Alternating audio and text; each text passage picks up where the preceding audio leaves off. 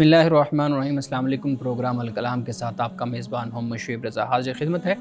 नाज़रीन किराम, इस प्रोग्राम के पहले हिस्सा में हम कुरान करीम की कुछ आयात को समझने की कोशिश करेंगे और दूसरे हिस्सा में अपने अहद के नुमाइंदा सियासी, समाजी, मजहबी और माशरती मौज़ूआत पे पैदा होने वाले सवालात के जवाबात एक नए नुक्ता नज़र से जानने की कोशिश करेंगे। हमारे साथ शरीक गुफ्तगू हैं जनाब मोहम्मद अमानत रसूल साहब। अमानत साहब, बहुत शुक्रिया आपके वक्त का। मेरी मुआवनत के लिए मौजूद हैं जनाब मोहम्मद शारिक रसूल। शारिक, बहुत शुक्रिया आपके वक्त का। नाज़रीन किराम, आपकी स्क्रीन पे हमारा व्हाट्सएप नंबर आ रहा होगा। आप अपने सवालात हमें उस व्हाट्सएप नंबर पर भेज सकते हैं, हम इंशाल्लाह उनको ज़रूर एड्रेस करेंगे। गुज़िश्ता प्रोग्राम में हमने बात की थी हज़रत मूसा अलैहिस्सलाम के किस्सा जो सूरतुल क़सस में बयान किया गया है कि जहाँ हज़रत मूसा अलैहिस्सलाम मिस्र से मदियन की तरफ गए और वहाँ पे दो ख़वातीन जो एक कुएं के पास मौजूद थीं और अपने जानवरों को, अपनी बकरियों को लेके खड़ी थी। हज़रत मूसा अलैहिस्सलाम ने उनकी बकरियों को पानी पिलाया और फिर एक साइड पे दरख्त के साए में बैठ गए। अब वो ख़वातीन, वो लड़कियां घर जाके अपने वालिद के साथ हज़रत मूसा अलैहिस्सलाम यानी इस शख्स का ज़िक्र करती हैं और उसके बाद उनके वालिद हज़रत मूसा अलैहिस्सलाम को तलब करते हैं। इससे आगे हमने इस वाक़या को समझना है। मैं जनाब अमानत रसूल साहिब से गुजारिश करूँगा कि वो अपनी गुफ्तगू का आगाज़ करें। बिस्मिल्लाहिर्रहमानिर्रहीम।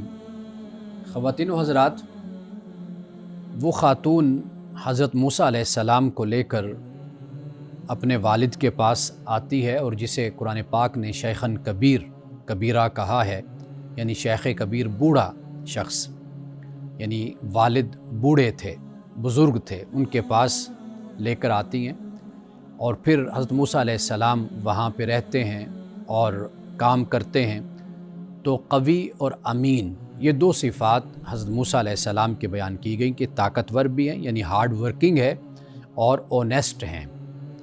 फिर उसके बाद हज़रत मूसा अलैहिस्सलाम का निकाह वो बुज़ुर्ग अपनी एक बेटी के साथ कर देते हैं।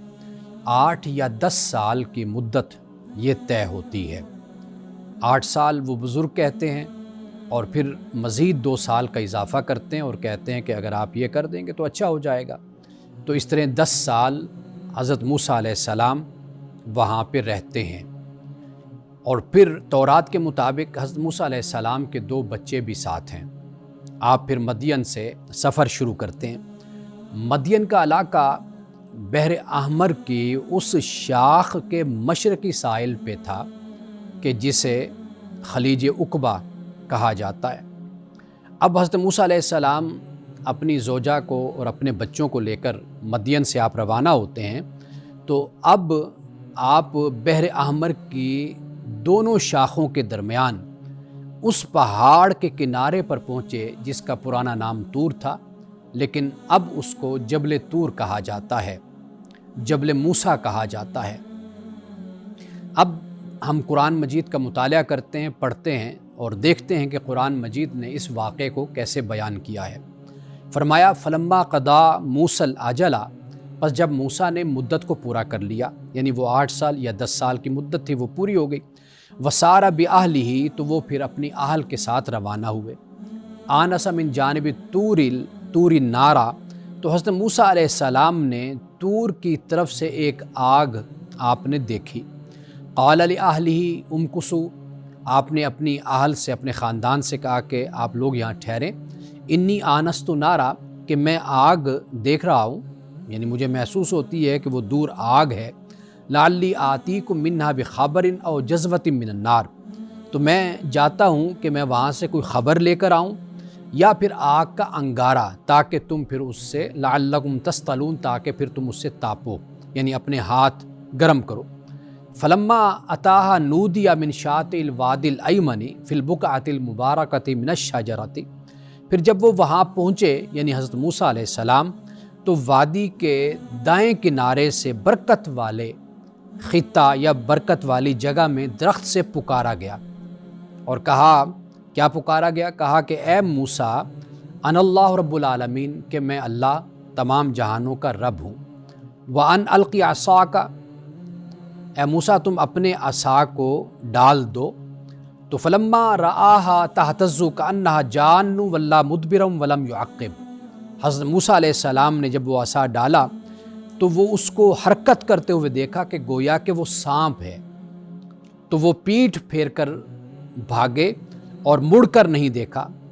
تو اللہ سبحانہ و تعالیٰ نے فرمایا کہ یا موسیٰ اقبل ولا تخف، اے موسیٰ ڈرو نہیں، آؤ واپس آؤ اور ڈرو نہیں، انکا من الآمنین، کہ بے شک تم محفوظ ہو، یعنی کچھ نہیں ہوگا۔ اسلک یادہ کا فی جیبی کا، پھر اللہ پاک نے فرمایا کہ اپنا ہاتھ گریبان میں ڈالو۔ حضرت موسیٰ علیہ السلام نے ہاتھ گریبان میں ڈالا تو تخرج بیضاء من غیر سوء، تو وہ چمکتا ہوا نکلا بغیر کسی بیماری کے۔ وَدْمُمْ إِلَيْكَ جَنَاحَكَ مِنَ الرَّهْبِ، اور پھر حضرت موسیٰ علیہ السلام کو یہ اللہ پاک نے فرمایا کہ خوف کے واسطے اپنا بازو اپنی طرف ملا لو، یعنی ملانے سے مراد یہ ہے کہ جب انسان اپنے سینے پر اپنے بازو اور اپنے ہاتھ رکھ لیتا ہے، جوڑ لیتا ہے، تو اس سے اس کا خوف جو ایک دہشت ہوتی ہے وہ ختم ہو جاتی۔ اللہ پاک نے یہ فرمایا، اور پھر فرمایا کہ فَذَانِكَ بُرْهَانَانِ مِن رَبِّكَ، کہ اے موسیٰ یہ دو برہان ہے جو تجھے تیرے رب کی طرف سے دیے گئے، یعنی برہان سے مراد معجزہ، اور برہان سے مراد در حقیقت وہ دلیل ہوتی ہے کہ جس کے سامنے پھر ساری دلیلیں ختم ہو جاتی ہیں، وہ سب دلائل پر حاوی ہو جاتے ہیں۔ فرمایا اِلیٰ فرعون و ملئہ، کہ اے موسیٰ اب آپ جائیے فرعون کی طرف اور اس کے جو ملا ہیں، یعنی ملا سے مراد سردار وزراء، ان کی طرف آپ جائیے۔ یعنی حضرت موسیٰ علیہ السلام کو اللہ سبحانہ و تعالیٰ نے یہاں پر پہلے دو معجزے اللہ تعالیٰ نے عطا فرمائے، اور انہم کانوا قوما فاسقین، اور فرمایا کہ یہ جو فرعون اور اس کے جو وزراء ہیں، درباری ہیں، سردار ہیں، کہا کہ یہ نافرمان لوگ ہیں۔ قال رب انی قتلت منہم نفسا، حضرت موسیٰ علیہ السلام نے عرض کی کہ میرے رب کہ میں نے ایک شخص کو میں نے قتل کیا ہے، فاخاف ان یقتلون، تو مجھے ڈر ہے کہ وہ مجھے قتل کر دیں گے۔ حضرت موسیٰ علیہ السلام نے یہ جو اسلوب اختیار کیا، یہ در حقیقت ایک عاجزی کا اسلوب ہے۔ حالانکہ ہم پہلے پڑھ کر یہ آئے کہ حضرت موسیٰ علیہ السلام سے جو یہ ہوا، یہ عمل غلطی سے ہوا، یعنی اس طرح کہ آپ نے مکہ مارا یا تھپڑ مارا، تو تھپڑ یا مکے سے کسی کی جان نہیں نکل جاتی، لیکن وہ شخص پہلے اپنی صحت کے لحاظ سے، یہ جسمانی لحاظ سے اس سطح پہ تھا، اس حالت میں تھا کہ وہ تھپڑ سے مر گیا۔ لیکن حضرت موسیٰ علیہ السلام کا یہ انداز اللہ کی بارگاہ میں ایک عبدیت کا انداز ہے۔ کہا کہ میں نے ایک شخص کو قتل کر دیا تو مجھے ڈر ہے کہ وہ مجھے قتل کر دیں گے۔ واخی ہارون، تو عرض کے مولا کہ میرا بھائی ہارون ہوا افصح منی لسانا، کہ وہ زبان میں مجھ سے زیادہ فصیح ہے۔ حضرت موسیٰ علیہ السلام نے واحلل عقدۃ من لسانی کی دعا کہ اللہ میری زبان کی گرہ کو کھول دے۔ یہ اللہ سبحانہ و تعالیٰ کی طرف سے کسی میں کوئی خوبی اور کسی میں کوئی خوبی ہوتی ہے، کسی میں کوئی صفت، کسی میں کوئی صفت ہوتی ہے۔ تو حضرت موسیٰ علیہ السلام نے اس بات کو اللہ کی بارگاہ میں بیان کیا، فَأَرْسِلُوا مَعِيَ رِدْءًا يُصَدِّقُنِي، تو اے اللہ اس کو ہارون کو میرے ساتھ تو ایک مددگار کے طور پر بھیج دے کہ وہ میری تائید کرے، انی اخاف ان یکذبون، اور مجھے اس بات کا ڈر ہے کہ وہ مجھے جھٹلائیں گے۔ ناظرین کرام، اس صورتحال کو اگر آپ نے سمجھنا ہے تو پھر آپ یہ دیکھیے کہ حضرت نوح علیہ السلام 950 سال تبلیغ کرتے رہے، اتنے لوگ بھی تیار نہ ہوئے کہ جو کشتی کو بھر سکیں۔ اسی طرح حضرت لوط علیہ السلام کی بھی دعوت اور تبلیغ کو آپ دیکھیے، تھوڑے سے لوگ تیار ہوئے، اور اس وقت جہالت کا یہ عالم تھا کہ لوگ پتھر مارنے کے لیے تیار ہو جاتے تھے، عزت اتارتے تھے، تمسخر کرتے تھے، انبیاء علیہ السلام کو ستاتے تھے۔ سال ہا سال کی محنت کے بعد کچھ لوگ تیار ہوتے تھے۔ تو حضرت موسیٰ علیہ السلام جس خوف کا یا اندیشے کا اظہار کر رہے ہیں، وہ اس زمانے کے حساب سے سمجھنے کی ضرورت ہوتی ہے۔ آج ہمارا زمانہ ہے تو الحمدللہ اس زمانے میں ہمیں کچھ نہ کچھ لوگ ہماری بات کو سننے کے لیے تیار ہو جاتے ہیں۔ ہم چینل پر بیٹھ کر بات کریں، کہیں پر کسی مجلس میں بات کریں، کچھ نہ کچھ لوگ ہماری بات کو سنتے اور اس پر آمادہ ہوتے ہیں۔ لیکن اگر آپ ہزاروں سال پہلے اگر آپ جائیے، قرآن مجید نے انبیاء علیہ السلام کی اور رسل کی جو سیرت بتائی اور ان کی بایوگرافی اور تاریخ کا ذکر کیا، وہاں پر ہم دیکھتے ہیں کہ قدم قدم پر ان کے سامنے بڑی رکاوٹیں پیدا ہوئی، لوگوں نے ان کا انکار کیا، اور کئی سال گزر گئے، چند لوگ بڑی محنت کے بعد تیار ہوئے، لیکن وہ لوگ پھر تھے بڑے خاص قسم کے، کوالٹی میں بہت اچھے تھے، بہت اعلیٰ کوالٹی کے لوگ تھے۔ پھر انہوں نے دنیا میں تبدیلی کا کام کیا، انقلاب لائے اور دنیا کو تبدیل کر کے رکھ دیا، ایک رول ماڈل کے طور پر دنیا کے سامنے آئے۔ رسول اللہ صلی اللہ علیہ وسلم کی سیرت اور آپ کی حیات مبارکہ اور پھر صحابہ کرام کی جو جماعت ہے، اس کو آپ دیکھ سکتے ہیں۔ رسول اللہ صلی اللہ علیہ وسلم کو خود مکۃ المکرمہ میں کتنا سامنا ہوا، لوگوں کے تشدد کا، کفار و مشرکین کے ظلم کا، ان کی بربریت کا کتنا سامنا کرنا پڑا۔ طائف کے بازار میں بھی ایسا ہوا۔ تو اس صورتحال کو ہمیشہ مد نظر رکھ کر جب آپ ان مقامات کو پڑھیں گے تو پھر آپ کو بات سمجھ آئے گی۔ اب اس کے بعد حضرت موسیٰ علیہ السلام، اللہ پاک نے یہ فرمایا کہ سنشد عضدک، کہ ہم تمہارے بھائی کے ذریعے تمہارے بازو کو مضبوط کر دیں گے، بأخیک ونجعل لکما سلطانا، اور ہم تم دونوں کو غلبہ دیں گے۔ اور پھر فرمایا کہ فلا یصلون الیک، کہ آپ وہ تم لوگوں تک یعنی موسیٰ اور ہارون تک نہیں پہنچ سکیں گے۔ اور آگے فرمایا کہ بآیاتنا انتما ومن اتبعکم الغالبون، کہ ہماری ان نشانیوں کو لے کر جاؤ، تم اور جو تمہارے پیروکار ہوں گے انہی کو غلبہ حاصل ہوگا۔ ناظرین ہم یہاں وقت ہوا چاہتا ہے ایک بریک کا، ہمارے ساتھ رہیے۔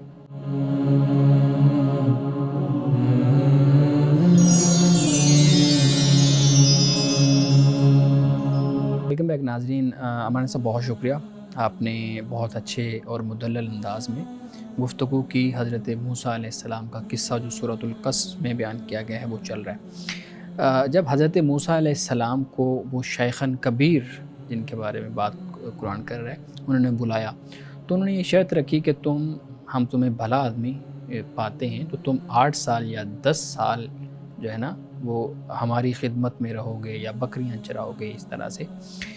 سوال میرا بنیادی طور پہ یہ ہے کہ اتنی عجیب شرط کیوں رکھی کہ ایک شخص کی جوانی کے 8 سال یا 10 سال ہی وہ ایک خاص ایک عمر ہوتی ہے جس میں اس کی وہ انجوائے کر سکتا ہے، یا آپ کہہ لیں کہ وہ اپنی زندگی بنا سکتا ہے، یا اس طرح سے آج کی اگر ہم بات کریں تو انہوں نے مدین کے اندر اس طرح کی عجیب شرط کیوں رکھی کہ تم 8 سال یا پھر 10 سال تم یہیں پہ رہو گے اور یہ پکا عہد کرو گے کہ تم یہیں پہ ہمارے ساتھ زندگی گزارو گے؟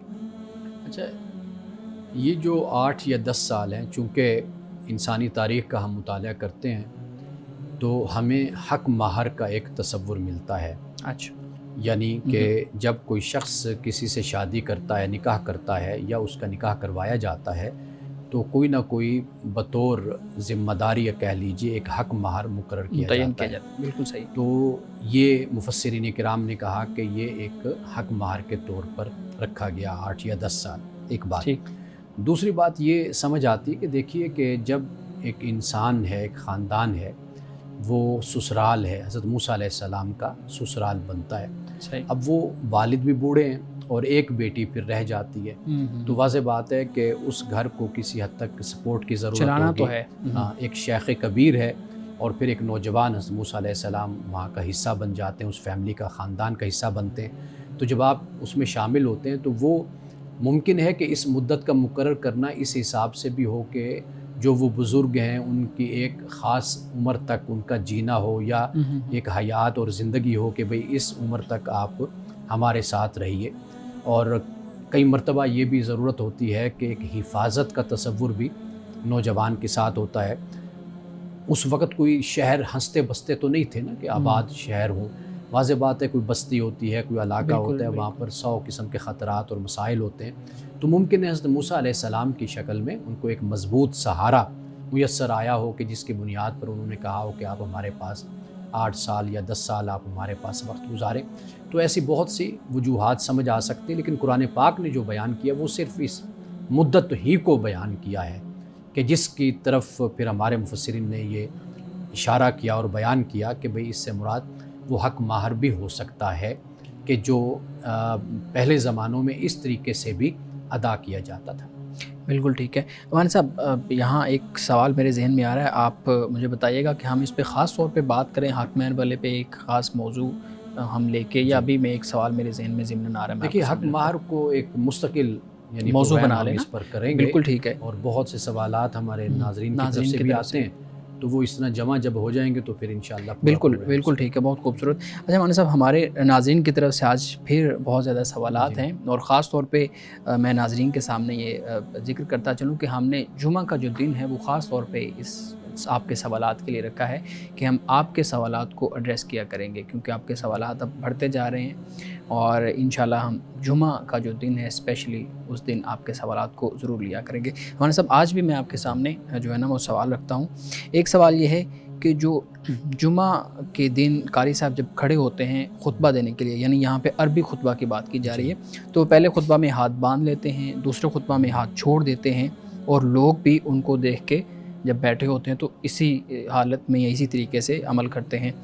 تو آپ بتائیے گا کہ یہ عمل سنت کے مطابق ہے یا نہیں؟ اور ہمارے ہاں تو انہوں نے لکھا ہوا ہے کہ بہت سے لوگ اس پہ کثرت سے عمل کرتے ہیں اور سختی سے عمل کرنے کا کہتے بھی ہیں۔ دیکھیے، یہ صرف ادب ہے کہ اچھا، جب آپ خطبہ سنتے ہیں تو آپ ہاتھ باندھ لیتے ہیں یا تشہد میں دوسرے خطبے پہ بیٹھ جاتے ہیں، ٹھیک، اور یہ عمل کبھی کر لینا چاہیے اور کبھی نہ بھی انسان کرے تو اس میں حرج نہیں ہے، لیکن انسان کے ذہن میں یہ بات رہنی چاہیے کہ یہ کوئی اللہ کی طرف سے یہ کوئی فرض اور لازم نہیں ہے کہ آپ نے اس کو بجا لانا ہے۔ ہمارے ہاں ہوتا یہ ہے کہ ایک ریت چل پڑتی ہے، ایک روایت چل پڑتی ہے، پھر لوگ دیکھا دیکھی اس پر عمل کرنا شروع کر دیتے ہیں۔ مثال کے طور پر آپ دیکھیے کہ جب خطبہ دے کر امام بیٹھتا ہے اور پھر تکبیر پڑھی جاتی ہے تو تکبیر اور خطبے کے دوران بھی لوگ دعا کرنا شروع کر دیتے ہیں۔ کئی دفعہ یہ بھی ہوتا ہے کہ اذان ہوتی ہے، اذان کے بعد لوگ دعا مانگنا شروع کر جاتے ہیں۔ لوگ یہ دیکھتے ہیں کہ میرے ساتھ والا بیٹھا ہوا ہے، یہ دعا کر رہا ہے، تو وہ بھی ہاتھ اٹھا کے دعا کرنا شروع کر دیتے ہیں۔ تو مسئلے کو کوئی سمجھنے کی طرف نہیں آتا کہ آیا کہ اس مسئلے کی دین میں حیثیت کیا ہے، اس کی ویلیو کیا ہے۔ تو میرا خیال ہے کہ یہ بنیادی بات ہوتی ہے۔ تو بہت اچھا سوال یہ پوچھا گیا ہے کہ یہ کوئی واجب نہیں ہے، کوئی سنت نہیں ہے، کوئی لازم نہیں ہے، آپ کے ذہن میں یہ بات رہنی چاہیے۔ باقی ادب کے لیے آپ جو حیات اور جو طریقہ آپ اختیار کریں وہ ٹھیک ہے۔ بالکل ٹھیک ہے۔ اچھا مولانا صاحب، ضمناً آپ نے جو ذکر کیا اسی سے متعلق ایک اور چیز بھی ہے نا، ہمارے ہاں وہ بھی طریقہ کار بہت زیادہ ہے، دعا کا۔ دو جو خطبے ہیں ان کے درمیان دعا کی جاتی ہے، یا اذان کے فوراً بعد دعا کی جاتی ہے۔ تو اس پہ ایک روایت بھی ہمارے سامنے آتی ہے، صرف لوگوں کا عمل نہیں ہے، اس پہ ایک روایت بھی ہمارے سامنے آتی ہے۔ تو میں چاہوں گا کہ آپ اس پہ بھی بات کیجیے۔ جی، اصل جو بات ہے نا وہ یہ ہے کہ روایات ہمارے سامنے بہت سی ہیں، لیکن اس کی حیثیت اور اس کو دیکھنا پڑے گا، دیکھنا ہوتا ہے کہ بھئی وہ کس حیثیت اور لیول کی ہے۔ اصل چیز یہ ہے کہ یہ جو اذان اور خطبہ کے درمیان جو دعا کی جاتی ہے اس کا کوئی تصور نہیں ہے، اس کی کوئی روایت نہیں ہے، یہ بس لوگوں نے اپنی طرف سے اس کو اختیار کیا ہے۔ بالکل ٹھیک ہے۔ اچھا مولانا صاحب، ایک اور سوال ہمارے ناظرین کی طرف سے، وہ کہتے ہیں جی قسطوں پر کوئی چیز لینا کیسا ہے، یعنی بینک سے یا کسی بھی ادارے سے یا کسی بھی شخص سے؟ دیکھیے، اصل جو معاملہ ہوتا ہے نا وہ یہ ہوتا ہے کہ فریقین میں سے کسی کو کسی قسم کا نقصان نہ پہنچے، لا ضرر ولا ضرار، یعنی لینے والے اور دینے والے دونوں، یعنی جو لینے والا ہے وہ بھی کسی طریقے سے متاثر نہ ہو۔ باقی جو لوگ اس کو سود کے ساتھ ملاتے ہیں، ربا کے ساتھ، اس کا ربا کے ساتھ کوئی تعلق نہیں ہے۔ ربا میں تو تجارتی پیسے کی ہوتی ہے نا، یعنی مجھے آپ نے اگر 100 روپیہ دیا تو شرط یہ رکھی کہ اگلے مہینے آپ 110 روپے مجھے دیں گے، یعنی پیسے کے بدلے پیسے کا کاروبار۔ یہ ایک دوسری چیز ہو جاتی ہے، قرض دینا، یعنی پیسے پر منفعت کا مطالبہ جو ہوتا ہے قرض پر، وہ ربا ہے۔ تو یہاں جو صورتحال ہے وہ یہ ہے کہ دونوں جو فریقین ہیں وہ جن شرائط پر راضی ہوں، مطمئن ہوں، اس بنیاد پر قسط کا معاملہ طے ہو سکتا ہے۔ اچھا، یہاں پہ ایک اور چیز ضمن میرے ذہن میں آ رہی ہے۔ ہمارے ہاں جب قسطوں پہ کوئی چیز دی جاتی ہے، دکاندار ہم دیکھتے ہیں اشتہارات لگے ہوتے ہیں، تو وہ استحصال والا معاملہ اس درمیان میں آتا ہے۔ فار ایگزامپل، اگر یہ پینسل 100 روپے کی ہے تو اب اس کا 150 روپیہ لگایا جائے گا، یعنی تقریباً آدھی سے زیادہ قیمت لگائی جائے گی، کیونکہ لوگ مجبور ہوتے ہیں، پھر انہوں نے چیزیں لینی ہیں، اپنا خریداری کرنی ہے، باقی معاملات کرنے ہیں، تو یہاں پہ استحصال ہو رہا ہے۔ لیکن جواز وہی جو آپ بات کر رہے ہیں نا، اس طرح کے فتوے بھی موجود ہیں، وہ کہتے ہیں جی ہم تو راضی ہو رہے ہیں، اگر آپ راضی ہیں تو لے لیں، نہیں راضی تو پھر چلے جائیں۔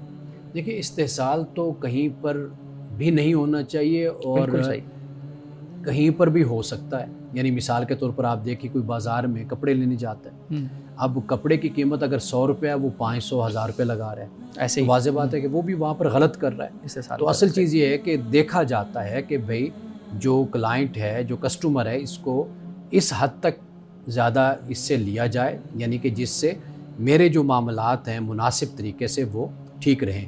ظالمانہ جو طریقہ ہوتا ہے منفعت کا اور منافع لینے کا, وہ تو کہیں پر بھی جائز نہیں ہے نا. یعنی دکان پر بھی کوئی بیٹھا ہو تو وہاں پر بھی وہ جائز نہیں ہے. تو لہٰذا قسط پر اگر کوئی چیز دی جا رہی ہے تو اس میں ایک مناسب طریقے سے انسان دیکھتا ہے کہ میں یہ اگر چیز دے رہا ہوں تو میں ویسے اس کو اگر بیچتا ہوں, تو دیکھیے نا ایک شخص اپنی موٹر بائک ہے مثال کے طور پر, وہ اگر 1.5-2 لاکھ کی ہے وہ بیچ رہا ہے, وہ ایک لخت بیچ کر 1.5-2 لاکھ اس کے پاس آ جاتے ہیں. ایک صورت یہ بنتی ہے کہ ہر مہینے 5,000-10,000 اس کو مل رہا ہے.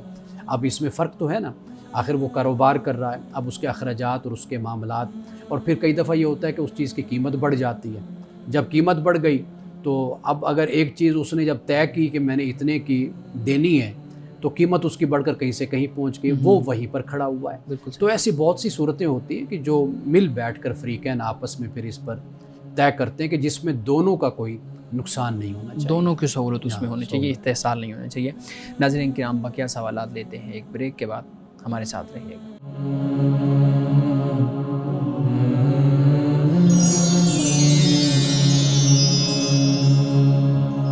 ویلکم بیک ناظرین. امن صاحب, ایک اور سوال, جمعہ کی جو رکعات ہیں وہ 2 ہیں, اگر یہ ظہر کے متبادل ہے تو پھر 4 رکعات ہونی چاہیے. اچھا, ایک اس میں بھی ایڈ کر دوں کہ واقعی یہ ذہن میں تو آتا ہے کہ جب آپ کا جمعہ نکل گیا ہے, جمعہ میں آپ شامل نہیں ہو سکے, تو پھر ظہر پڑھی جاتی ہے, تو اس صورت میں 4 پڑھی جاتی ہے, اس صورت میں 2 پڑھی جاتی ہے, تو آپ بیان کیجیے گا. دیکھیے جو 2 رکعتیں نا, اس کی وجہ اصل یہ ہے کہ اس میں وقت زیادہ خرچ ہوتا ہے. یعنی انسان پہلے آتا ہے, بیٹھتا ہے, خطبہ سنتا ہے, نماز پڑھتا ہے, پھر وہ جاتا ہے. اور جمعے کا باقاعدہ جو اہتمام ہے وہ اس کا کیا جاتا ہے. انسان صبح سے آپ کہہ لیجئے کہ جمعے سے پہلے تیار ہوتا ہے, نہاتا, اچھا اہتمام کر کے جمعے کے لیے انسان جاتا ہے.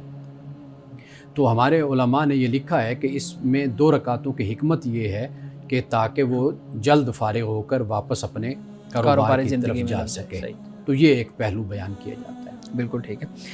ایک اور سوال ہے صاحب, کہتے ہیں جی میں نے دیکھا ہے کہ امام صاحب جو ہیں وہ نماز مغرب اور عام طور پہ جمعہ کے بعد جو سنتیں ہیں وہ ادا نہیں کرتے, یعنی فرائض کے بعد جو سنتیں ہیں وہ ادا نہیں کرتے. آپ کے اس اوپر کیا رائے ہے؟ دیکھیے سب سے بڑا جو مسئلہ ہے نا, یعنی اختلاف جو نظر آتا ہے, جو میں نے اب تک مطالعہ کیا, تحقیق کیا, وہ مجھے یہ سمجھ آتی ہے کہ احناف کے نزدیک چونکہ یہ سنت مؤکدہ کا لفظ وہ بولتے ہیں, یہ تقسیم انہوں نے یہ بیان کی ہے. صحیح. جیسے واجب کا معاملہ ہو گیا, سنت مؤکدہ, سنت غیر مؤکدہ. لیکن جب ہم دیگر علماء کی طرف جاتے ہیں تو وہ صرف سنت لیتے ہیں. ایک وہ سنت کے جو متعقدہ ہے, یعنی وہ پڑھنی چاہیے, اچھی بات ہے, اس میں ثواب زیادہ ہے, وہ سنت کو اس معنی میں لیتے ہیں, ایک خیر کے معنی میں آپ کہہ لیجئے, بہتری کے معنی میں کہ بہت اچھی بات ہے آپ یہ کام کریں.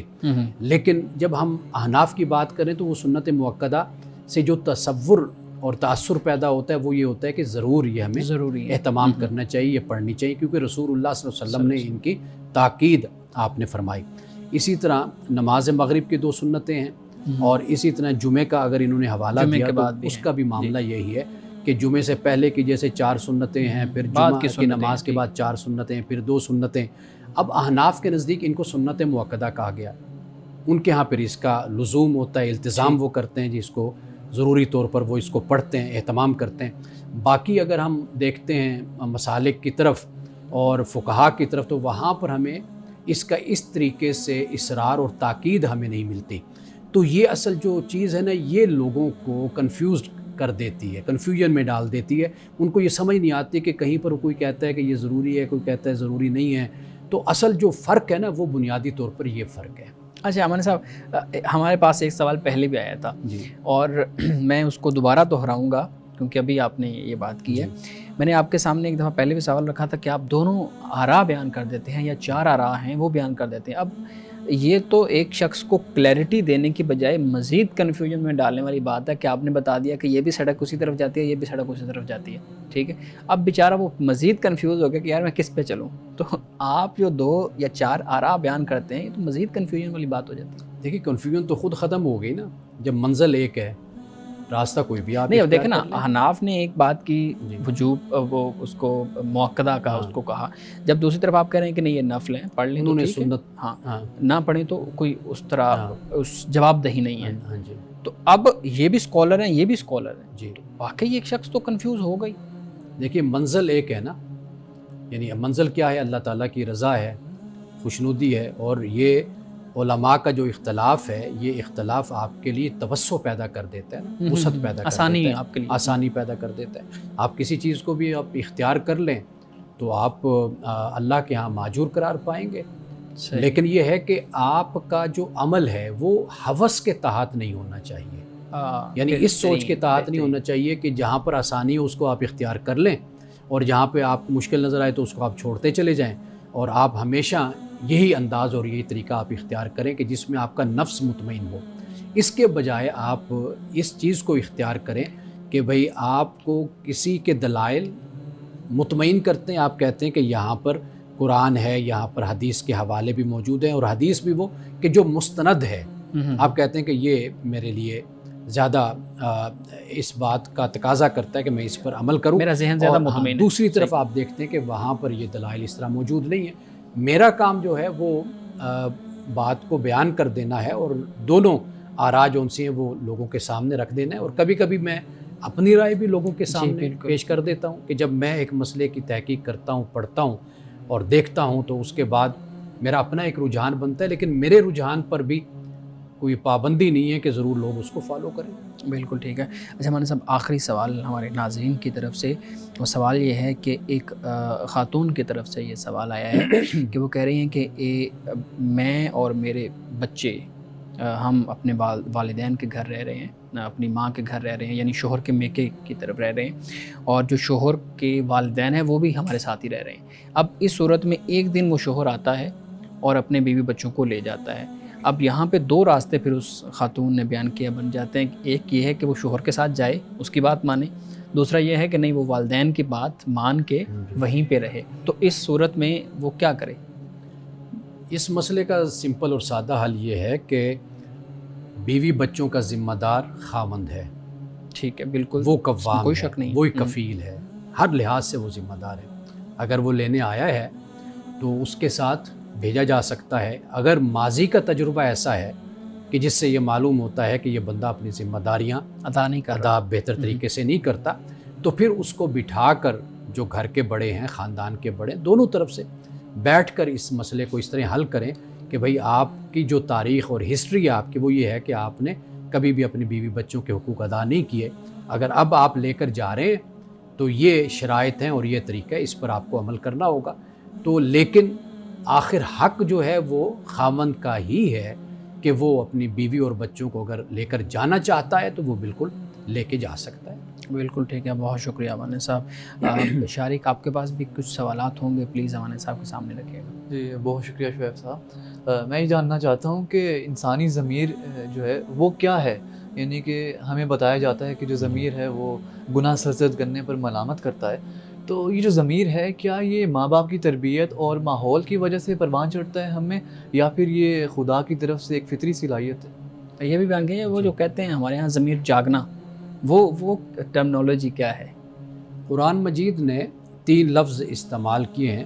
ایک تو قرآن نے نفس امارہ قرآن پاک نے کہا، ٹھیک ہے. ایک نفس لوامہ کہا، ایک نفس مطمئنہ کہا. ٹھیک ہے. نفس امارہ سے مراد یہ ہے کہ جو برائی کا حکم دیتا ہے، کہتا ہے. دوسرا بیان کیا لوامہ جو ملامت کرتا ہے، کوئی غلط کام انسان کرتا ہے تو اس پہ ملامت کرتا ہے. تیسرا کہا کہ جو نفس مطمئنہ ہے. یہ 3 نفس قرآن پاک نے بیان کیے. تو جو نفس لوامہ ہے اس کے بارے میں کہا جاتا ہے کہ یہ ضمیر، اس کو کہتے ہیں ضمیر، نفس لوامہ کو. کیوں؟ یہ انسان کو ملامت کرتا ہے. یہ آپ یوں سمجھ لیجئے کہ یہ ایک چھوٹی عدالت ہے اچھا جو انسان کے اندر ہے. ہاں انسان کے اندر یہ چھوٹی عدالت ہے، یعنی ایسی عدالت ہے کہ جہاں پر کسی کی سفارش نہیں چلتی، ٹھیک ہے. کسی کا حوالہ نہیں چلتا. آپ ہیں، آپ کا ضمیر ہے، یعنی نفس لوامہ ہے جو آپ کو ملامت کرتا ہے، کہتا ہے کہ بھئی آپ نے یہ غلط کیا. اب دیکھیے ایسا ہوتا ہے، میرے ساتھ بھی ہوتا ہے، سب کے ساتھ ہوتا ہے کہ کئی دفعہ انسان اندر سے ایک چیز محسوس کر رہا ہوتا ہے کہ میں نے یہ زیادتی کی ہے، بالکل. لیکن وہ اپنی اس ضد اور ہٹ درمی پر کھڑا رہتا ہے کہ دوسرے کے سامنے اپنی غلطی کو تسلیم نہیں کرتا. صحیح. اندر سے تو اس کو ملامت بھی ہو رہی ہوتی ہے، اندر سے اس کا ضمیر کہہ لیجئے، نفس لوامہ کہہ لیجئے، وہ کہہ رہا ہوتا ہے کہ آپ یہاں پر غلطی پہ ہیں، جی. آپ نے زیادتی کی، آپ نے ظلم کیا، لیکن اس کا اظہار انسان نہیں کر پاتا. تو گویا کہ یہ جو نفس لوامہ یا ضمیر ہے، یہ ایک چھوٹی عدالت ہے جو اللہ تعالیٰ دنیا میں انسان کو دکھاتا ہے کہ اس ضمیر پہ یا اس عدالت میں کوئی بھی کسی کی سفارش نہیں چلتی. انسان اور اس کا ضمیر، اس کا نفس لوامہ اس کو بالکل واضح طور پر یہ بتا رہا ہوتا ہے کہ بھئی آپ یہاں پر غلطی پر ہیں. ٹھیک. یہی صورتحال کل قیامت کے دن خدا کی بارگاہ میں ہوگی. تو ضمیر گویا کہ یہ احساس کہہ لیجیے، یہ جذبہ، یہ انسان کے اندر موجود ہے.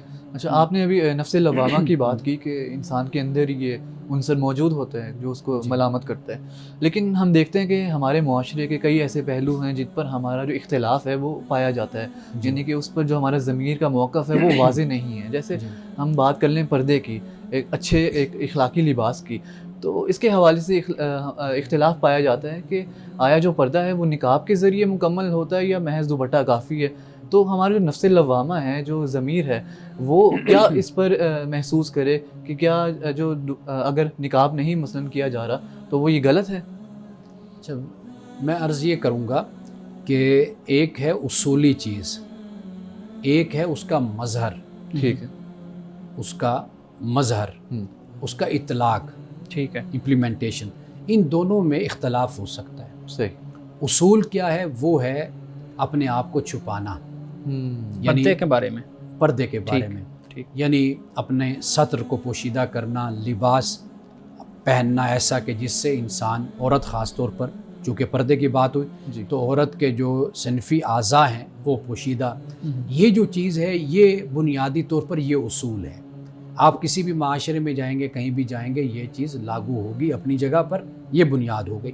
اب آگے ہوتا ہے اس کا اطلاقی پہلو کہ کہاں پر وہ اس کو نافذ کرتا ہے، کہاں پر اس کو نافذ نہیں کرتا. یعنی لباس کس طرح کا وہ پہن رہا ہے اور کس طرح کا لباس نہیں پہن رہا. دوپٹہ لے رہا ہے، چادر لے رہا ہے، حجاب کر رہا ہے، نقاب کر رہا ہے، کیا کر رہا ہے، کیا نہیں وہ کر رہی، یہ ایک علیحدہ مسئلہ ہو جاتا ہے. جو بنیاد ہے وہ یہ ہے کہ اصولی طور پر انسان کے اندر اپنا آپ کو چھپانا، لباس کا پہننا، یہ تصور جو ہے یہ انسان کے اندر بنیادی طور پر موجود ہے. جی بالکل ٹھیک ہے.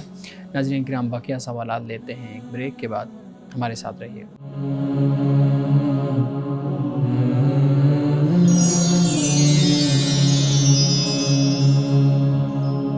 ویلکم بیک ناظرین. شارق پلیز، آپ سوال کر رہے تھے. جی، آپ نے بہت خوبصورتی سے بیان کیا کہ نفس لوامہ کیا ہوتا ہے اور یہ انسان کی ضمیر کی تشکیل میں بہت اہم اس کا کردار ہے. خدا کی طرف سے یہ عنصر موجود ہوتا ہے. لیکن جو تربیت کا عنصر ہے اس سے بھی میرے خیال میں ڈینائی نہیں کیا جا سکتا، جو کہ ایک ضمیر کی تشکیل میں اہم کردار ادا کرتا ہے.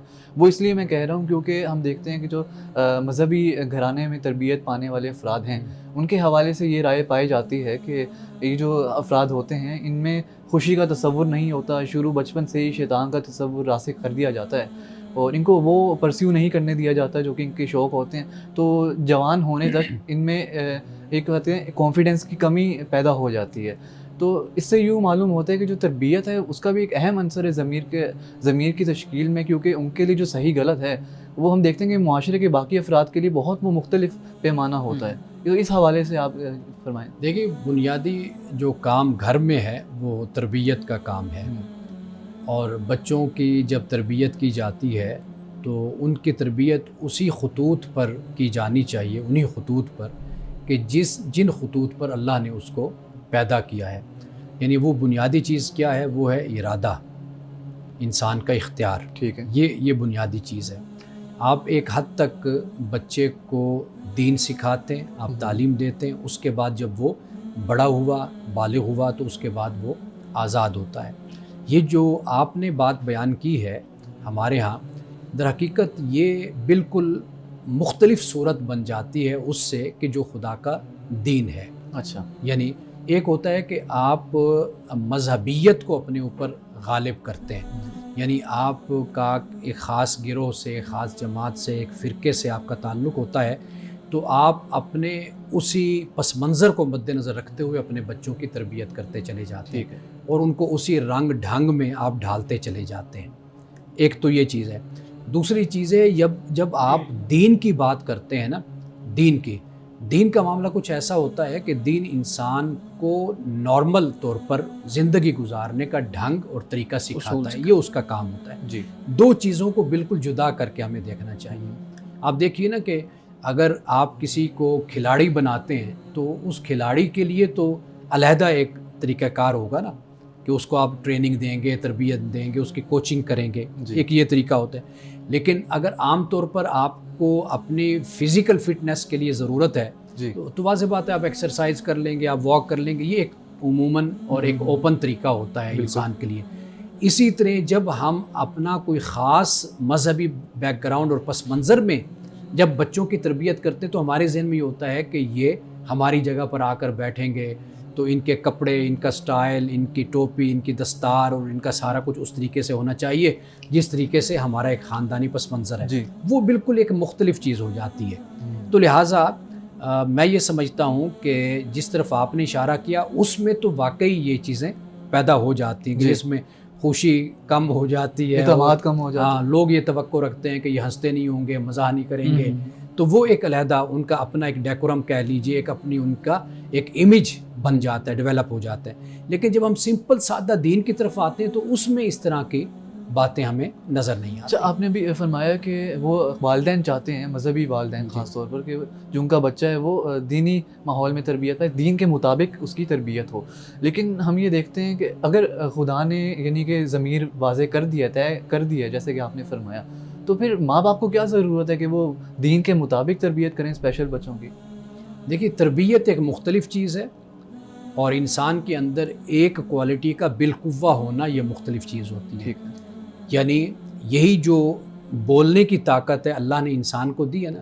بچے چھوٹے ہوتے نہیں بول پاتے، لیکن ان کو پھر والدین تربیت دیتے ہیں، بولتے ہیں، ان کے ساتھ گفتگو کرتے ہیں تو پھر وہ بولنے کے قابل ہو جاتے ہیں. جی. اسی طرح انسان کے اندر اچھائی اور برائی کی جو صلاحیت ہے وہ بالقوہ انسان کے اندر موجود ہے، جو کسی اور مخلوق کے اندر موجود نہیں ہے. تو والدین کی ذمہ داری یہ ہوتی ہے کہ بچوں کو اس طرح تربیت دیں کہ وہ شر کے بجائے خیر کی طرف، بد اخلاقی کے بجائے اخلاق کی طرف، برائی کے بجائے نیکی کی طرف وہ راغب ہوں، وہ اس طرف ان کا رجحان ہو. بالقوہ دونوں چیزیں انسان کے اندر موجود ہیں. ٹھیک ہے نا جی. لیکن انسان کو پھر اس کے والدین پالش کرتے ہیں، استاد پالش کرتے ہیں، اس کی تربیت کرتے ہیں، تو ان کی کوشش یہ ہوتی ہے کہ یہ خیر کے راستے پر چلے، معاشرے میں نیکی کا سبب بنے، نہ کہ معاشرے میں برائی کا اور شر کا باعث بنے. صحیح. نہیں، آپ نے بھی بات کی کہ صحیح اور غلط کا جو تصور ہے وہ شروع سے ہی راسخ ہوتا ہے انسان میں، لیکن اس کی تربیت کرنے کی پھر کیوں ضرورت ہے؟ میرا وہی سوال ہے. دیکھیں، میں وہی عرض میں نے کیا، آپ سوری میں سوال پورا کر لوں کہ آپ نے پالش کرنے کی ضرورت ہوتی ہے. اس سے تو یہ سمجھ میں آتا ہے کہ آپ ایک انسان کو فورس کر رہے ہیں کہ وہ اچھائی کی طرف راغب ہو. کیا یہ امتحان جو ہے وہ انسان کا پرسنل نہیں ہے؟ کیا یہ اس کے اور اللہ کا معاملہ نہیں کہ وہ اچھائی کو خود چوز کرے اور خود یہ ڈیسائیڈ کرے کہ مجھے صحیح راستے پر گامزن ہونا ہے؟ میں نے جو لفظ استعمال کیا نا وہ بالقوہ، میں نے لفظ استعمال کیا. بالقوہ سے مراد یہ ہے کہ یہ انسان کے اندر دونوں چیزیں موجود ہیں. ٹھیک ہے. خیر بھی موجود ہے انسان کے اندر، شر بھی موجود ہے. لیکن جو تربیت دی جاتی ہے وہ ہمیشہ ایک شخص کو، شخصیت کو، انسان کو معاشرے کے لیے مفید بنانے کے لیے کی جاتی ہے. مثال کے طور پر اگر آپ کی اس بات کو ہم تسلیم کریں تو پھر بچوں کو اسکول بھی نہیں بھیجنا چاہیے. یعنی پھر بچوں کو کسی طرح کی بھی کوئی تربیت اور تعلیم کی ضرورت نہیں ہونی چاہیے. ٹھیک ہے، وہ انسان ہے، وہ اپنی مرضی کرے، جو چاہے کرے، لیکن انسان کو تربیت کی، تعلیم کی ضرورت ہوتی ہے جس طرح انسان کو کھانے پینے کی ضرورت ہوتی ہے. تو جو لفظ میں نے بالقوہ کا استعمال کیا نا، اس کا مقصد یہی ہوتا ہے کہ صلاحیتیں دونوں موجود ہیں. قرآن نے جیسے کہا نا، انا ہدینا السبیل اما شاکرا و اما کفورا، کہ اللہ کہتے ہیں ہم نے انسان کو راستہ دکھا دیا، اب اس کی مرضی ہے یہ شکر گزار بنے یا یہ کافر بنے. لیکن اللہ تعالیٰ نے پھر انسان کو ہدایت کے لیے وحی سے بھی اللہ تعالیٰ نے قرآن سے بھی پھر انسان کو نوازا ہے، عطا کیا ہے۔ وہ اس لیے کہ انسان کا ارادہ اور اختیار اس کے پاس موجود ہے، بالقوہ اس کے اندر دونوں صلاحیتیں موجود ہیں۔ بالکل ٹھیک ہے مولانا صاحب، آج کی حدیث مبارکہ بیان کیجیے گا۔ آج کی حدیث ایک واقعے پر اور اس واقعے پر پھر جنت کی بشارت ہے۔ حضرت ابو ہریرہ یہ روایت کرتے ہیں کہ رسول اللہ صلی اللہ علیہ وسلم نے فرمایا کہ ایک شخص راستے میں چل رہا تھا کہ اسے شدید پیاس لگی، اسے ایک کنواں نظر آیا اور اس نے اس میں اتر کر پانی پیا۔ جب باہر نکلا تو کیا دیکھتا ہے کہ ایک کتا جو ہانپ رہا تھا اور پیاس کی وجہ سے وہ جو گیلا پانی یا کیچڑ ہے اس کو چاٹ رہا ہے۔ تو اس شخص نے سوچا یہ کتا بھی اتنا ہی زیادہ پیاسا معلوم ہو رہا ہے جتنا میں تھا، چنانچہ وہ پھر کنویں میں اترا اور اپنے جوتے میں پانی بھرا اور منہ سے پکڑ کر اوپر لایا اور کتے کو پانی پلایا۔ رسول اللہ صلی اللہ علیہ وسلم نے فرمایا کہ اللہ تعالیٰ نے اس کے اس عمل کو پسند فرمایا اور اس کی مغفرت کر دی، یعنی اس کو معاف کر دیا۔ صحابہ کہتے ہیں کہ ہم نے عرض کی یا رسول اللہ صلی اللہ علیہ وسلم، کیا ہمیں جانوروں کے ساتھ نیکی کرنے میں بھی ثواب ملتا ہے؟ تو رسول اللہ نے فرمایا کہ ہر جاندار کے ساتھ جو تم نیکی کرو گے اللہ تعالیٰ اس پہ تمہیں ضرور اجر عطا کرے گا۔ یعنی گویا کہ کتے کو ہم نے ہمیشہ حقیر سمجھا، ہم نے ہمیشہ کتے کے حوالے سے جو بھی بات کی وہ ہمیشہ ایسی کی کہ جیسے اس کی کوئی حیثیت نہیں ہے اور وہ دھتکارنے ہی کے ہی قابل ہوتا ہے۔